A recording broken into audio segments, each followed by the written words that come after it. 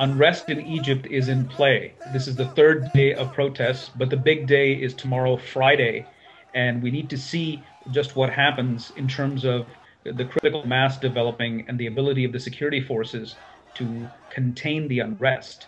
Tomorrow will tell where things are going in a much more clear way.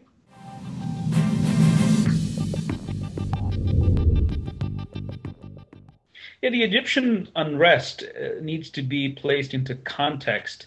Everybody is looking at Tunisia as sort of the model, the template, and then gauging every other country and its unrest on that basis. Definitely, Egypt has its vulnerabilities, but Egypt is very different from Tunisia because Egypt has not been an authoritarian state along the lines of the Ben Ali regime in Tunisia. What makes Egypt stand apart from every other case is that Egypt was already in a situation of transition because President Mubarak is ill and at advanced age. There's already a succession process in play. So with these protests that are taking place and the big one that's supposed to come tomorrow, they exacerbate that pre-existing condition and really force the ruling National Democratic Party into a corner because it's already struggling with the military in terms of how to proceed with the transition. And now it's seeing pressure from the streets. And the fear is that in an extreme case scenario, the military could actually align with the public to boot out the NDP and create a new system.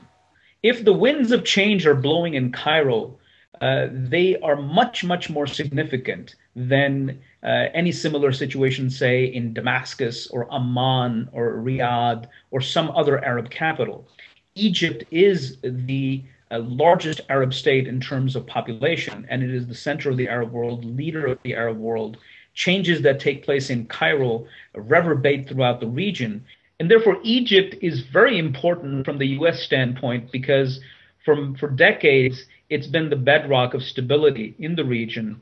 The peace treaty between Egypt and Israel has been a key function of U.S. strategy in the region.